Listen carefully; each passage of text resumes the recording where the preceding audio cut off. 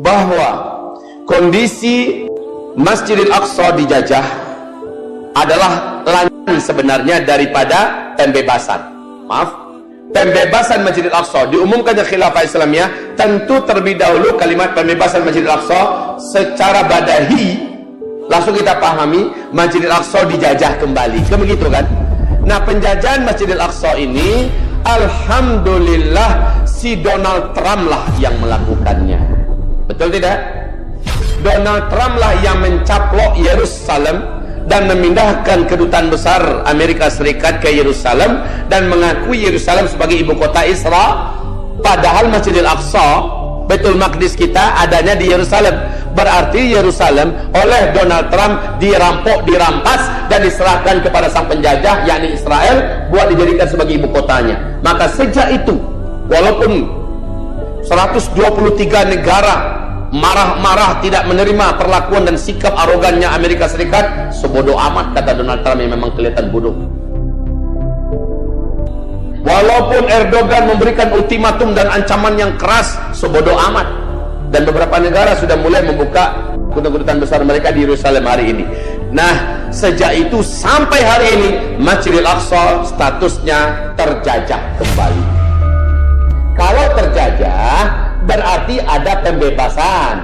Nah, ini hadis Nabi. Nanti di akhir zaman Masjidil Aqsa akan dibebaskan oleh hamba-hamba Allah yang terbaik.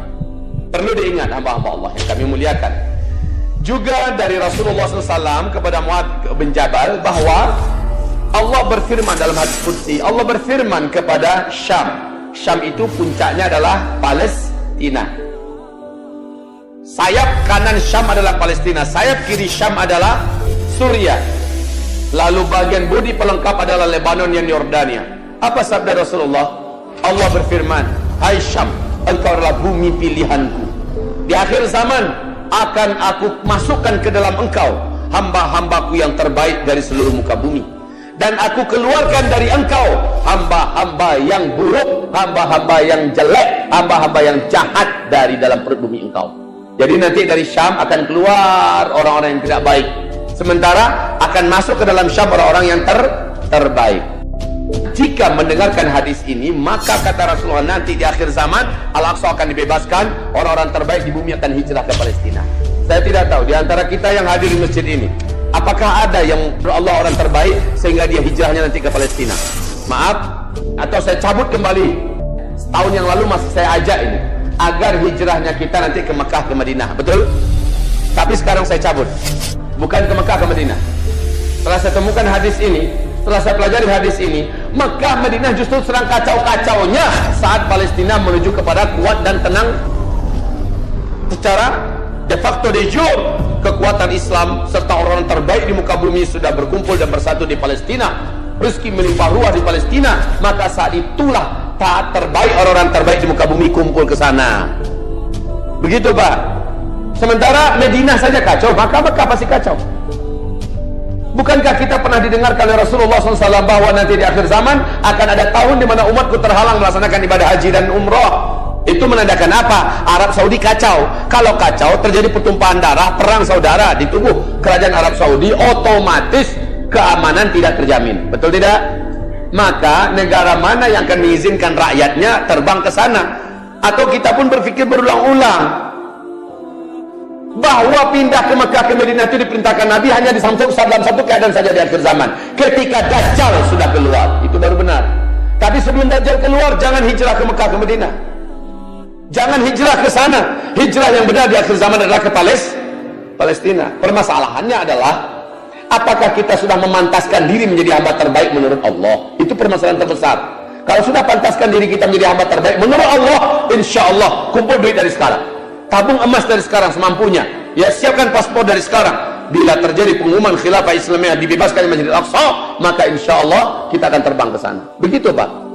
Nah, hamba-hamba Allah yang kami muliakan, masalah rezeki di sana dijamin oleh Allah Subhanahu wa taala. Kalau penduduk sudah beriman semua, sudah soleh-soleh dan bertakwa di dalamnya, rezeki Allah yang jamin. Palestina sebanyak apapun orang masuk ke dalamnya, Allah akan jamin rezeki mereka semua. Oh, negeri paling tenang kata Rasulullah di akhir zaman, negeri yang paling makmur, paling sejahtera, sementara Arab Saudi paling kacau ketika itu. Demikian sabda Rasulullah sallallahu alaihi wasallam. Nah sekarang saudaraku, kira-kira siapa ya yang bisa membebaskan Masjidil Aqsa? Siapa yang bisa membebaskan Masjidil Aqsa? Saya jawab, Rasulullah bersabda, yang akan berbaiat dengan Imam Al-Mahdi nanti adalah pasukan bendera hitam dari timur, kata Rasulullah. Ini yang pertama, pasukan bendera hitam dari timur. Nah, kalimat pasukan itu berarti para ahli tempur, atau tidak? Betul tidak? Sekarang ada isu terlalu percaya diri menisbatkan pasukan bendera hitam itu adalah dari Indonesia. Terlalu percaya diri. Coba tuh lihat di Indonesia bendera hitam dibakar, maka bermunculan bendera hitam dari Sabang sampai Merauke dengan tulisan La ilaha illallah. Ini isu dimunculkan oleh sebagian dai, ya, sebagian tokoh-tokoh publik. Tapi dengan segala hormat saya katakan bukan dari Indonesia. Sebab apa? Pasukan yang akan berbaiat dengan Imam Mahdi, kata Rasulullah, adalah pasukan elit yang tak terkalahkan dalam sepanjang sejarah mereka. Kalau di Indonesia, kaum muslimin jadi pecundang tidak? Pernah perang nggak kaum muslimin? Dalam artian perang dan tidak pernah terkalahkan di sini. Ada tidak? Tidak. Maaf ya, sekali lagi saya katakan bukan Indonesia. Buka sejarah. Bangsa yang ceritakan Nabi dengan ciri-ciri khas fisik, mereka tinggi-tinggi, kurus-kurus, perut mereka tipis-tipis, dengan pakaian begini, sorbannya begini, karakter akhlak mereka begini, dan kuatnya mereka memegang sunnahku luar biasa. Mereka memiliki cara tempur yang belum pernah ada manusia sebelumnya memiliki cara tempur seperti mereka, dan mereka tidak pernah bisa dikalahkan, dan mereka selalu mengalahkan, kata Rasulullah Sallallahu Alaihi Wasallam. Siapa mereka? Khurasan. Timur dari posisi Rasulullah ketika itu adalah Khurasan.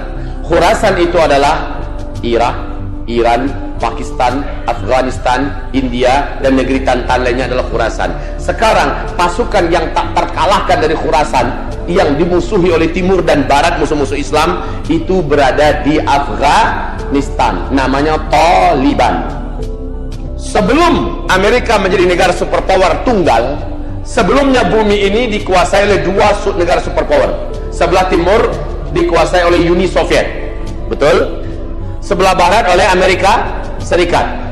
Uni Soviet masuk dalam perangkap yang teramat sangat tidak mereka inginkan dan adalah mimpi buruk dalam kenyataan mereka, yaitu perang melawan Taliban di Afghanistan.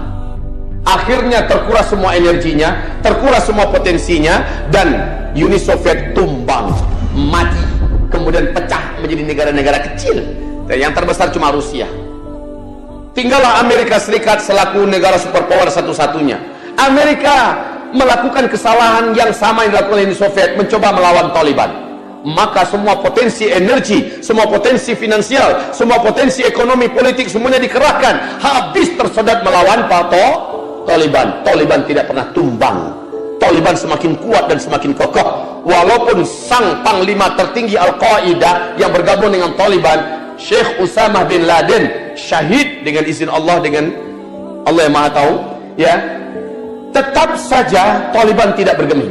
Taliban tidak pernah bergoyang. Justru sekarang Amerika Serikat sudah seperti macan ompong atau orang tua yang sudah sakaratul maut.